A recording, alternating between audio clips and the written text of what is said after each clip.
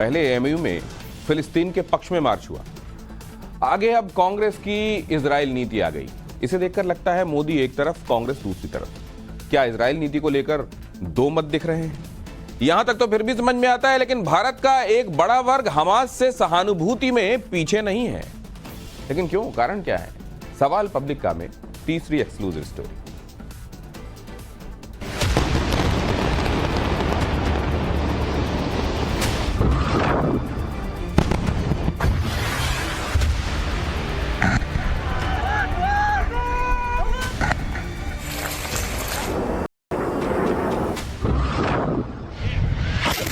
फिलिस्तीन के आतंकी संगठन हमास ने 7 अक्टूबर को गजा से जिस युद्ध को शुरू किया,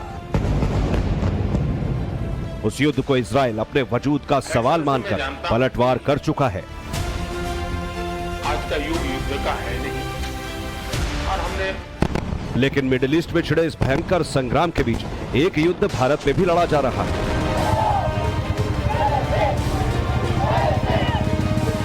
ये अलीगढ़ मुस्लिम यूनिवर्सिटी के वो छात्र हैं जिन्होंने फिलिस्तीन के साथ कौम का रिश्ता जोड़कर प्रदर्शन किया। एएमयू स्टैंड विद पैलेस्टाइन का ऐलान करने वाले पैम्फलेट्स के साथ प्रदर्शन करने वाले इन छात्रों ने इजराइल फिलिस्तीन तनाव पर भारत के कूटनीतिक स्टैंड को समझे बिना इस संवेदनशील मसले को सिर्फ मजहब की लड़ाई मान लिया। कर रहा है। मुझे एक हदीस याद आ रही है कि उम्मत एक जिस्म की मानती है। अगर एक जिस्म के किसी हिस्से को तकलीफ होती है, मौजूदा दौर के किसी भी युद्ध की स्थिति में भारत कहां खड़ा है, ये प्रधानमंत्री नरेंद्र मोदी के उन शब्दों से ही स्पष्ट है जो उन्होंने यूक्रेन युद्ध शुरू होने के बाद कही थी। नॉट एरा ऑफ वॉर, यानी युद्ध का ये दौर नहीं। एक्सेलेंसी, मैं जानता हूं कि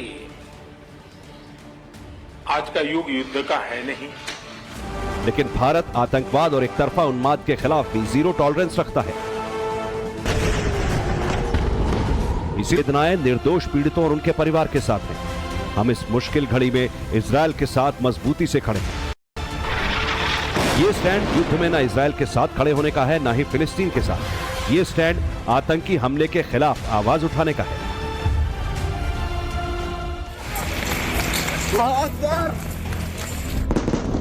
लेकिन जब अभी तक इजराइल फिलिस्तीन के इस मसले पर भारत के विदेश मंत्रालय ने आधिकारिक तौर पर कुछ नहीं कहा है, जब अभी तक भारत के विदेश मंत्री एस जयशंकर का कोई बयान नहीं आया, तब इस इजराइल फिलिस्तीन युद्ध में भारत के लिए पाला खींचने वाली राजनीति की बाढ़ आ गई है। 1.5 लाख या तो कत्ल कर दिए गए या फिर इंजर्ड हैं, और 2008 से 33,000 बच्चे मारे गए उसमें। अब कौन है टेररिस्ट में बताओ?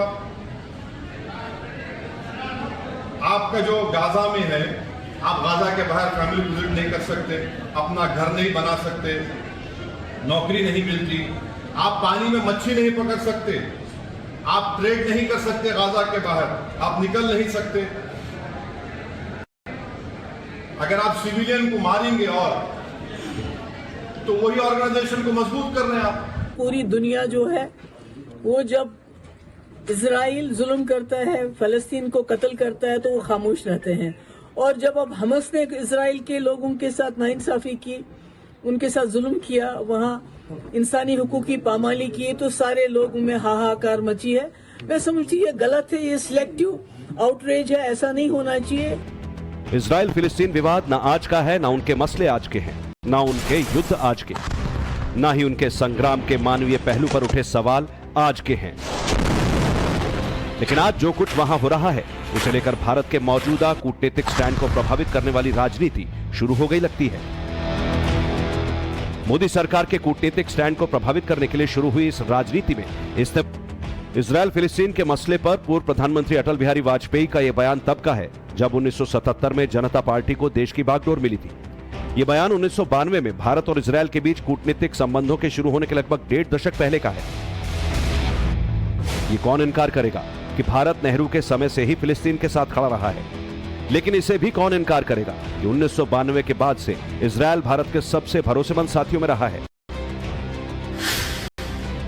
लेकिन जिसने भी इजराइल और फिलिस्तीन को लेकर भारत की कूटनीति को समझने की कोशिश की, वो बेशक कहेगा भारत ने इजराइल और फिलिस्तीन के साथ अपने संबंधों को डी हाइफनेट करके रखा। यानी इजराइल के साथ संबंधों से फिलिस्तीन के साथ संबंध प्रभावित नहीं होते और फिलिस्तीन के साथ संबंधों से इजराइल के साथ संबंधों पर असर नहीं पड़ता। ये बात सही है कि इजराइल के प्रधानमंत्री बेंजामिन नेतन्याहू के साथ नरेंद्र मोदी के बहुत अच्छे रिश्ते हैं। 2017 में नरेंद्र मोदी इजराइल के दौरे पर गए थे। 2018 की शुरुआत में बेंजामिन नेतन्याहू भी भारत आए थे, लेकिन ये नरेंद्र मोदी ही हैं जब वो 2018 में फिलिस्तीन का दौरा करने वाले भारत के पहले प्रधानमंत्री बने। तब भारत के विदेश मंत्रालय का ये बयान नरेंद्र मोदी की कूटनीतिक पावर को पूरी तरह समझाने के लिए काफी है।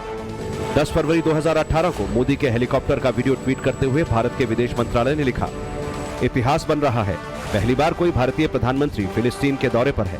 पीएम मोदी जॉर्डन द्वारा मुहैया कराए गए हेलीकॉप्टर से रामल्ला की ओर है। इस हेलीकॉप्टर को इजराइल की वायुसेना सुरक्षा दे रही है। ऐसे में आज जब फिलिस्तीन के आतंकवादी संगठन हमास के उकसावे पर इजराइल फिलिस्तीन युद्ध शुरू हुआ है, तो उसमें भारत की कूटनीति के पहलुओं के साथ खड़े होने की बजाय भारत के कुछ लोग कौम की लड़ाई शुरू कर रहे हैं। कौम का नाम लेकर हंगामा करने वाले अलीगढ़ मुस्लिम यूनिवर्सिटी के इन सभी छात्रों पर यूपी पुलिस को केस दर्ज करना पड़ा।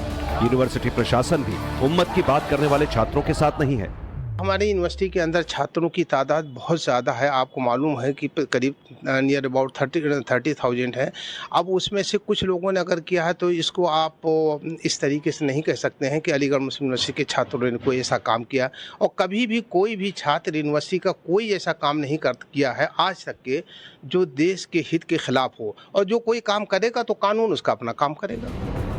हालांकि इजराइल फिलिस्तीन के मसले पर भारत में हंगामा एक सोच से शुरू होता है और वो बैंक पर आ टिकता है। राजस्थान यूथ कांग्रेस के सचिव मोहम्मद शॉन मेव का ये ट्वीट इसी बात की बानगी है। कांग्रेस कार्य समिति ने अपने प्रस्ताव में कहा है कि CWC मिडिल ईस्ट में छिड़े युद्ध और 1000 से अधिक लोगों के मारे जाने पर गहरा दुख और पीड़ा व्यक्त करती है। CWC फिलिस्तीन लोगों के जमीन, स्वशासन और आत्मसम्मान, गरिमा के साथ जीवन के अधिकारों के लिए अपने दीर्घकालिक समर्थन को दोहराती है। उधर बीजेपी के ट्वीट में कहा गया कि आज जो इजराइल झेल रहा है, भारत ने भी 2004 से 2014 के बीच वैसा ही झेला था। कभी माफ न करो, कभी भूलो नहीं। लेकिन इजराइल फिलिस्तीन युद्ध पर भारत की ऐसी राजनीति के बीच सच्चाई ये भी है, जिस आर्थिक कॉरिडोर की घोषणा हुई है उसमें इजराइल एक अहम साझेदार है। इजराइल फिलिस्तीन युद्ध का अंजाम वर्ल्ड ऑर्डर पर क्या होगा, ये देखने की बात है। Bureau report, times now Bharat.